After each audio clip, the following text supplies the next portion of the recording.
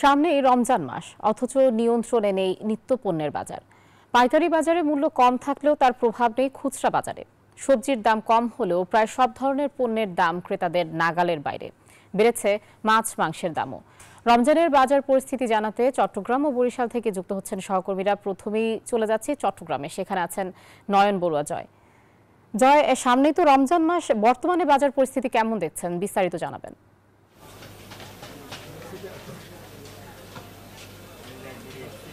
ধন্যবাদ আয়েশা আপনাকে। আপনি যথার্থ বলছেন যে সামনে যে রমজানকে ঘিরে কিন্তু নিত্যপণ্যের বাজার আমরা দেখছি এখন থেকে কিন্তু বেচা বিক্রি বেড়ে গেছে, যেহেতু রমজানে অনেক কিছু প্রয়োজন হয়।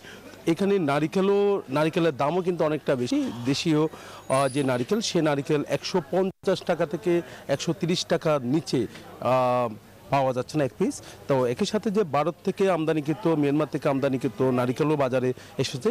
এসব নারিকেল আবার দাম কিছুটা কম, তার কারণে কিছুটা স্বস্তি পেয়েছে। আর অন্যান্য যে পণ্যগুলো, যে রমজানের সবচেয়ে বেশি প্রয়োজন হয়, ছোলা, ডাল, চাল, এগুলো, তো ছোলার দামও কিছুটা কমতে শুরু করেছে পাইকারিতে, কিন্তু খুচরা বাজারে এসে তার কোনো প্রভাব আমরা দেখছি না।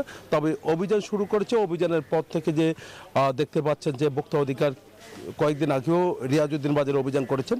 তো অভিযানের পরে আমরা দেখছি এখানে যে মূল্য তালিকা তারা ঝুলিয়ে রেখেছেন, তবে দামও লিখে দিয়েছেন। তো পাইকারি বাজার আর খুচরা বাজারের মধ্যে যে একটা বড় ধরনের তফাৎ দেখা যায়, সেটা কিছুদিনের মধ্যে আসলে অনেকটা কমে আসবে। তো এটা আশা করছে ভোক্তা অধিকার। তারা বলছেন যে যারা নিয়ম মানবে না তার আরও কঠোর অবস্থান যাবে বলে তারা আমাদেরকে জানিয়েছেন। তো এখানে ছোলা এখন বিক্রি করছে 110 টাকা থেকে শুরু করে 105 টাকা কেজিতে তারা বিক্রি করছে। একই সাথে ডালের দামও কিছুটা পাইকারি বাজারে, আমরা খাতুনগঞ্জের বাজার ঘুরে যেমনটা দেখেছি, সেখানে কিছুটা কমেছে। তবে খুচরা বাজারে তেমন না কমলেই কিন্তু অভিযান যেভাবে শুরু হয়েছে, তাহলে মনে হচ্ছে কিছুদিনের মধ্যে কিন্তু নিত্যপণ্যের দাম অনেকটা সহনশীল হবে। এই ছিল আমার এখানকার সর্বশেষ। ফিরে যাচ্ছে, আমার সহকর্মী অপেক্ষা করছে বরিশালের মিলনের কাছে।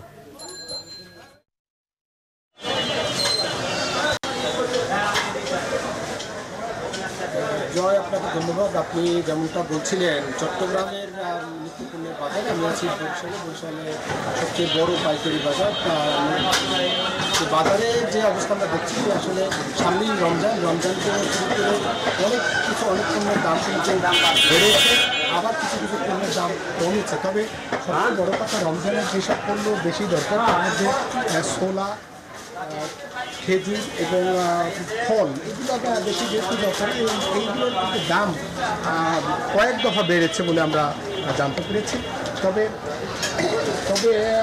যেটা হচ্ছে, আজকে আমরা যেটা দেখেছি বাজারে গুঁড়ো দুধের দাম কিন্তু বেড়েছে।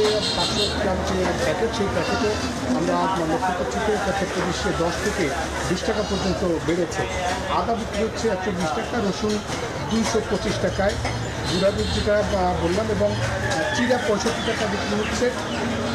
ছোলা বিক্রি হচ্ছে 110 টাকা, যেটা আগে ছিল, যারা বিক্রি হচ্ছে তারা বলছেন আগে ছিল 135 টাকা। সেই হিসেবে ছোলার দাম কমেছে, কিন্তু অন্য মশলার দাম কিন্তু বেড়েছে অনেক বেশি। জিরা বিক্রি হচ্ছে 650 টাকা, কাঠবাদাম বিক্রি হচ্ছে 1300 টাকা, এবং কাজু বাদাম বিক্রি হচ্ছে 1800 টাকা, আগে ছিল 1500 টাকা। এলাচ বিক্রি হচ্ছে 5000 থেকে 5500 টাকা পর্যন্ত।